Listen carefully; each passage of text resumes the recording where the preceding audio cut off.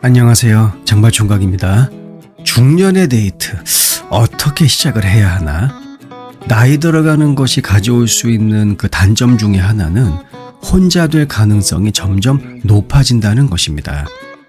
2018년 미국 은퇴자 협회가 내놓은 보고서에 따르면 45세 이상 성인의 35%가 외롭게 산다고 합니다. 이 외롭게 산다는 것에는 혼자 산다는 것이 이미 전제가 되어 있죠. 문제는 고독이라고 하는 것이 몸과 마음 건강에 데미지를 준다는 것입니다. 여러분, 인간은 말이에요. 근본적으로 사회적인 동물입니다. 인간 뇌 발달의 역사를 봐도 친사회적 기능을 더 잘하기 위해서 뇌가 점점 더 커졌다라는 그러한 주장이 계속해서 힘을 받고 있습니다. 다시 말하면 건강하게 살다가 꼴까닥 하고 싶다. 우리는 어쩔 수 없이 인간관계의 그 끈을 놓아서는 절대로 안 된다라는 것이죠. 치매를 늦추는 가장 효과적인 방법, 여러 가지 있습니다. 이지가지 있죠. 하지만 그 방법들의 핵심 요소는 무엇인가? 인간관계를 중심으로 한 인지 능력 향상입니다. 그런데 말입니다. 이 요새 연병할 거 유튜브 보게 되면 인간관계에 대해서 이러쿵 저러쿵 조낸 시부린 인간들이 많아요. 이 보면은 이제 50살 60살 아니 100세 시대에 50살 60살이면은 어정쩡하게 늙은 애들이 인간관계 필요 없습니다. 여러분 친구 필요 없어요. 사랑 끝까지 거 아무짝에 쓸모없습니다. 이러한 개소리를 시전하는 것이죠. 여러분, 다시 한번 이야기합니다. 인간 뇌 발달의 역사, 무엇을 통해서 무엇을 위해서 인간의 뇌가 커졌다고요? 바로 인간관계입니다. 아시겠죠? 그렇기 때문에 주변에서 암만 인간관계에 대해서 개소리 씹으려봐야 우리는 끊임없는 인간관계, 사랑도 마찬가지입니다. 끊임없이 시도하는 그러한 삶을 살다가 죽어야 합니다. 우선 사람 만나는 것을 여러분들 긍정적으로 생각해야 됩니다. 중년의 연애, 이 나이에 무슨 이런 태도 얼른 버려야죠. 혹은 혼자서도 잘 살아요. 이러한 태도 다 쓰잘데기 없는 짓거리입니다. 인간관계 그 목적을 위해서는 전혀 도움이 되지 않아요. 그리고 여러분, 이와 더불어서 목표를 확실히 해야 됩니다. 연애만 할 것이냐 아니면 진지하게 만날 것이냐, 둘 중에 선택을 하라, 그 얘기죠. 미국 하버드 대학교의 의과대학 교수 샤론 마버 교수가 말하길, 우리는 원하는 거를 명백하게 할 때 비로소 나와 비슷한 생각을 가진 사람을 만날 가능성이 올라간다고 합니다. 만났다 하면은 우린 왜 이렇게 다르죠? 여러분이 그 사람을 만나는 의도 자체가 불분명하기 때문이에요. 다 여러분 탓입니다.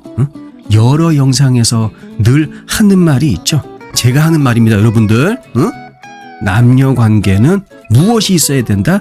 분명한 의도와 목적이 있어야 한다. 그냥 만나서 되면 되고 말면 말지, 이런 태도 당장 버리셔야 돼요. 그 다음 나이가 들면 데이트를 하는 것이 부담이 될 때가 있습니다. 그렇기 때문에 거창하게 뭔가를 시작하는 것, 이것이 아니라 가볍게 시작하는 것이 필요하죠. 용두삼이라고 하죠. 처음에는 그냥 용의 대가리 맨키로 화려해, 아주 그냥 다이나믹해. 근데 시간이 지나면 지날수록 비슷하게 뱀의 꼬리 비슷하게 점점 흐지부지해지는 거. 여러분, 매력 없습니다. 이왕에 시작한 거 꾸준하게 할 수 있는 그 뭔가를 찾아야 돼요. 그 시발점을 찾아야 되는 것입니다. 그걸 찾는 거 간단해요. 복잡한 거 없습니다. 그냥 동네 한 바퀴 산책해서 시작하시면 됩니다. 그러면서 관계에 대해서 여러분 미리 고민할 필요가 없어요. 미래는 그때 가봐야 됩니다. 인생의 동반자가 될 수도 있지만 어찌어찌 하다 보니 그냥 가끔 문자나 주고받는 그러한 단계에서 멈출 수도 있어요. 애인이 아니라 그냥 친구가 될 수도 있는 일입니다. 무조건 나는 남자와 여자가 뭔가 시작을 했어. 무조건 끝을 봐야 돼. 이 마음 얼른 버리시길 바래요. 그런데 말입니다. 사실 이런 것보다 훨씬 더 어려운 것은 바로 데이트 상대를 어디서 찾느냐, 바로 그거죠. 간단합니다. 여러분, 이제 슬슬 교회나 아니면 근처에 있는 성당에 나갈 때가 됐습니다. 아니면 평소 흥미 있었던 분야의 동호회나 수업을 참석하는 거죠. 요새 중년 모임에 대한 그 전반적인 사회적인 인식이 그다지 썩 좋지는 않은 것 같습니다. 그렇다고 하더라도요, 다 그렇지는 않아요. 여러분, 이 말 꼭 명심하세요. 발정난 암컷 수컷들이 노는 물은 이미 따로 정해져 있습니다. 편견을 버리세요. 거기만, 그 근처만 안 가면 됩니다. 오케이? 그리고 요새 한창 떠오르는 데이팅 앱을 사용하는 것도 괜찮습니다.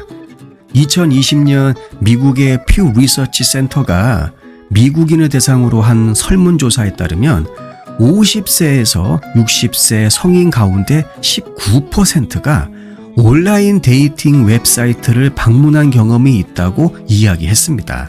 이때는 코로나 시국 전이니까 지금은 이것보다 훨씬 더 증가했겠죠. 중요한 것은 여러분들 65세 그 이상에서도요, 그 비율이 13%에 달했다라는 것입니다. 여러분, 이제 슬슬 문명의 혜택을 조금 보셔야죠. 더군다나 겨울철에는 더 신경 써서 나가셔야 합니다. 여름보다 일조량이 훨씬 적기 때문에 비타민 D를 충분히 광합성을 못해요. 그래서 비타민 D를 충분히 합성하기 위해서는 여름보다 약 4배 더 적극적으로 햇볕을 쬐어야 한다고 합니다. 하지만 안타깝게도 좋은 상대를 만났다 하더라도 문제가 생기는 경우가 있죠. 바로 피지컬, 신체입니다. 나이든 몸을 상대방에게 보여야 한다는 그 부담이 관계 발전에 장애물이 되는 경우가 굉장히 많죠. 하지만 이건 상대방도 마찬가지입니다. 바보 교수는 두 사람 모두 인생과 노화에 대한 그 지혜를 가지고 있기 때문에 터놓고 이야기한다면 어렵지 않게 방금 제가 얘기한 이 신체 문제를 충분히 해결할 수 있다고 하네요. The Institute for American Values, 미국 가치연구소라고 하는 민간인 싱크탱크가 있습니다. 이 기관은 결혼을 장려하는 연구기관으로 세계적인 유명세를 떨치고 있죠. 근데 그 근본 태생이 결혼을 장려하기 위해서 존재하는 기관이 아니었습니다.